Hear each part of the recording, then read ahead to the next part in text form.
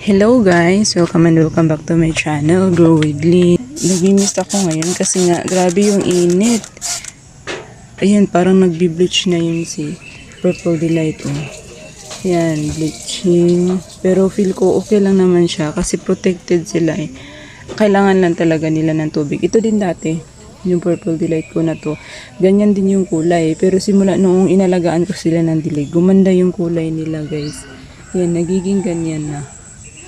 O diba? O gumanda talaga yung kulay nila. Tubig lang din talaga yung kulang. Kasi kapag wala din talaga tubig, pumapangit din talaga yung itsura nila.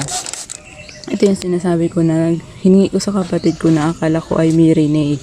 Pero Mendoza pala siya. Tumataba na nga. Yan, mga hiningi ko yan sa kanya guys. Pati iyan. Yung RNP na yan. Tapos si Variegated Marcos na galing kay Mamaymay at si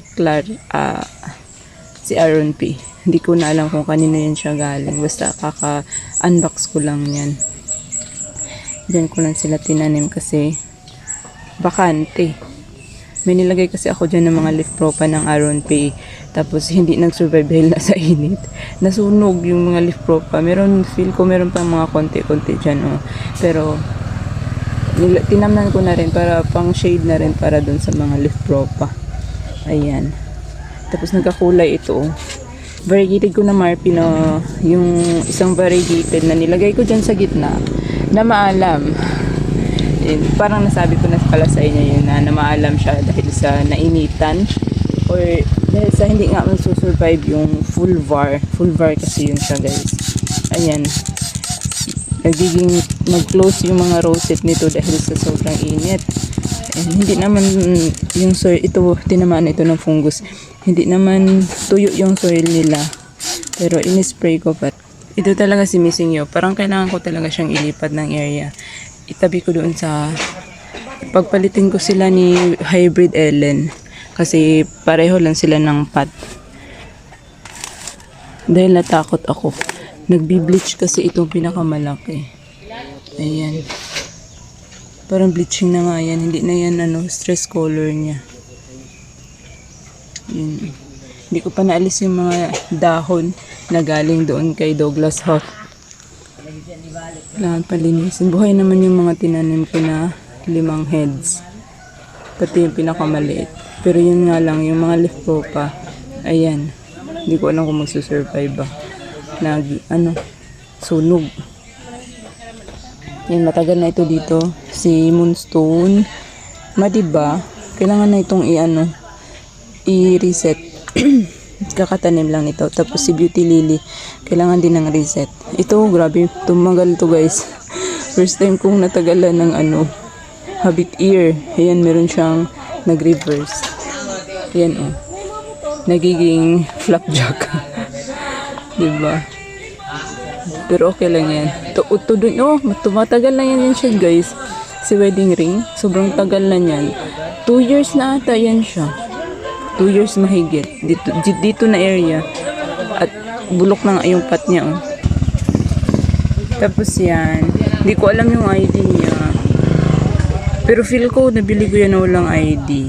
Yan, kasama yan silang dalawa sa nung binili ko at malaki na talaga sila guys. Tapos yan yung pinugot ko doon sa katabi ni White Wall, yung pinakamalaking puno na binihid ko na. Tapos yan si Moonstone din ata. I know, hindi ko alam yung ID niya. Tapos ito, yan, hindi ko din alam yung ID. Lumaki na rin. Yung mga agavoy dito na area, gusto nila dito mainit. Malapit sila sa bubong. Tapos ayan, si Harry Watson, bala ko siyang pugutan. So abangan niya sa next na video ko. Hindi ko nga yan diniligan guys. Siya lang yung tuyo ang soil. Hindi ko nga yan diniligan guys. Siya lang yung tuyo ang soil dito na area. Ayan. Pati yan, si Heaven Spy na sobrang tagal na rin. 2 years na rin mahigit yan. Galing sa Jinchen CNS. At sobrang liit lang yan dati. Tapos yan na siya ngayon. Marami na rin ako propagation yan. At siguro kung inalagaan ko lang yung iba talaga, mas marami pa din talaga akong propagation niya.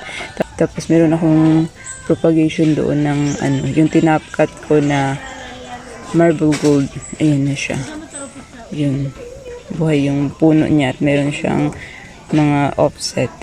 Ito yung si Pink Tinkerbell guys. Multo. Yan. Nabulok siya. Okay naman to. Tumagal.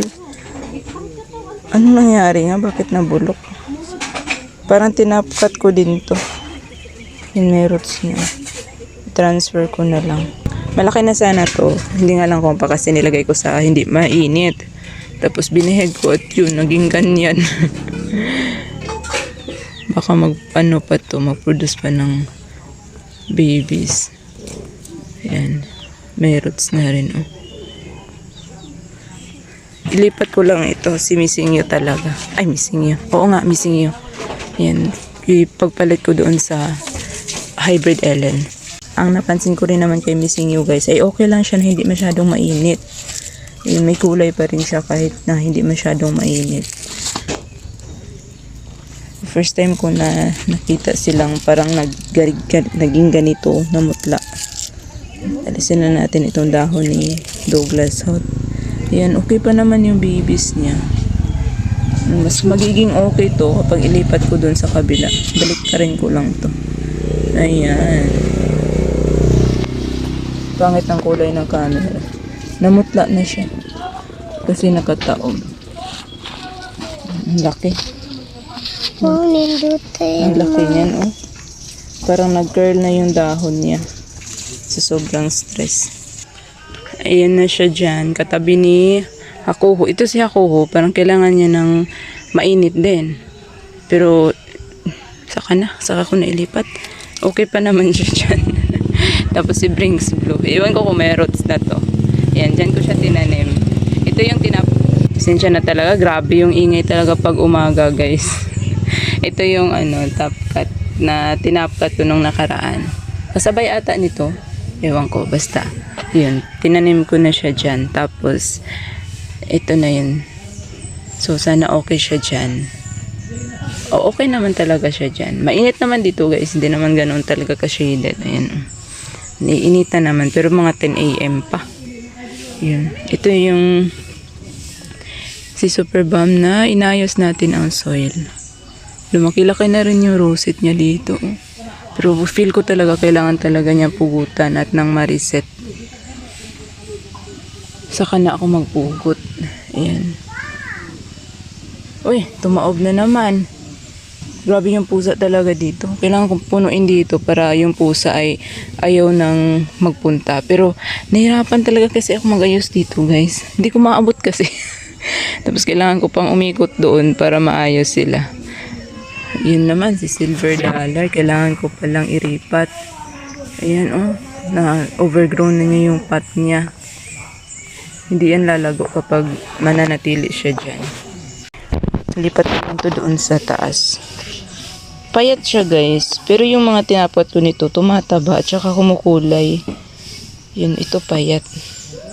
Kailangan ko maglagay ng osmokot. So, lagyan na rin natin ngayon habang hawak pa natin siya. Ang gaan ng pot niya. Tuyo pala to. Diligan ko na lang.